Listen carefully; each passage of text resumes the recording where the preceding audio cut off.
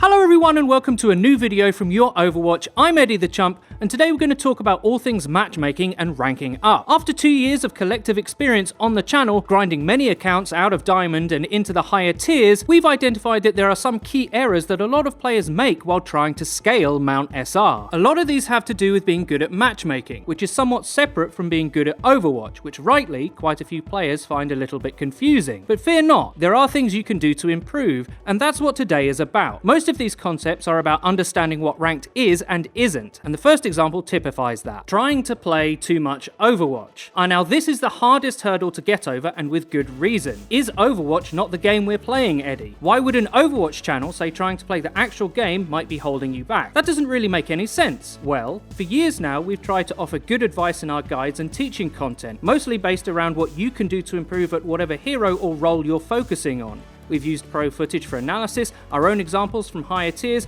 as well as some more conceptual explorations of fundamental aspects of the game. These are all still very useful as long as you understand one thing. Just because you're trying to play the game quote-unquote properly, that does not mean your teammates or your opponents are. In all likelihood, they're playing their own game on the hero they want to play at that particular moment. If you try to impose too much structure on the boiling cauldron of chaos that ranked can be, you'll end up in a weird in-between state, whereby some of your team might be following a call or an established strat and the rest are flanking with Bastion or something. A play that is only half committed to is not a play at all and will most times fail. A lot of proper Overwatch requires precise coordination. You see this at the pro level all the time. Whichever team is more organized and very importantly cohesive tends to win out in a lot of situations. It's not as simple as they all go in at the same time either. Some plays actually need a team to split up. True cohesion, things like focus fire, target priority, Discord placement and ult management are just some of the markers of actual Overwatch. All of those things can be completely absent from ranked, and as such, trying to play as if they're there when they're not can get you unstuck. The real marker of a good matchmaking player is that they understand how to best get individual value at any moment, and that includes recognizing when team play isn't an option. Making a swap to something that solves a particular problem, even if it breaks some kind of generic 2-2-2 team comp balance ideas, will very likely be required to win more matches. That's not to say never play with your team or never try to flex or never try to play Overwatch. It's about reading the match you're in and making good judgment calls, and that's the hard part. A lot of players live and die by these very general rules of thumb, and that's the real mistake. You always have to have 2 tanks or 2 healers for a comp to work, as just an example, but sometimes that's not true,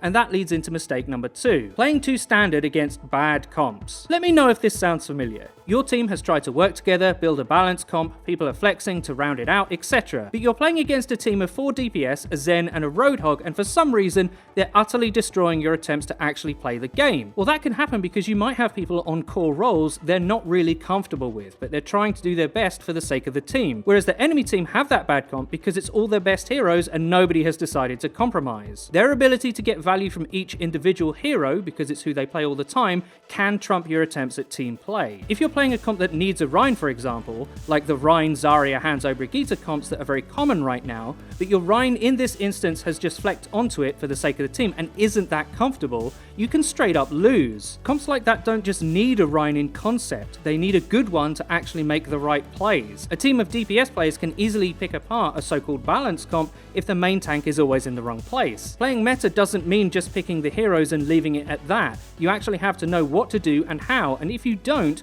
all that bad comp enemy team has to do is play deathmatch and get kills. Likewise, if you do try and play meta, but only some of you on the team pick the right heroes, you're not playing meta anymore. You just have an actually bad comp. It can be much better in that situation to make picks based on what you know you can actually get value out of, rather than half-heartedly try and play what you think you should, because that's what the general consensus is saying to play. Micromanaging teammates. So we've often said that plugging in a mic and trying to communicate is a good thing to do, and that is still true. But what is not a good idea, however, and will definitely hinder you more than help in some situations, is getting on the mic and trying to completely control how everyone else is playing at every moment. This can actually really tilt your teammates. It's like doing schoolwork with a teacher standing right over your shoulder all the time. It can make people really self-conscious, and when that happens, they can get defensive, and then you may lose them to the tilt abyss. Also, like I said earlier, a lot of actual Overwatch requires great calling, and you may be the person with those skills, but it's just as likely that someone might start counter-calling you with bad ones, and that really is not a great place to be. Matchmaking success is about taking advantage of your enemy's mistakes more than they do yours. Trying to micromanage your way through that can actually create more mistakes than it solves. Of course, there will be those matches where everything works out great and everybody makes the right picks and follows the strat, but you'll win more matches if you get better at reading the room and working out what's more appropriate. I know some of these mistakes seem counterintuitive, but that's a big part of the challenge of rising up the ranks. Sometimes you have to do the simple thing right in front of you instead of trying to play the cleanest version of Overwatch possible. Let me know what you guys think about this list in the comment section below. I'm sure there's going to be a wide variety of opinions and we can't wait to read them. I really hope you enjoyed the video. If you did, please don't forget to leave a rating. If you never want to miss another video of ours again, please click the bell icon next to the subscribe button on our channel to join the notification squad. You'll be in great company. And finally, please follow the Your Overwatch Twitter. It's where you can find updates about new videos and other cool stuff. I've been Eddie the Chump, and until next time.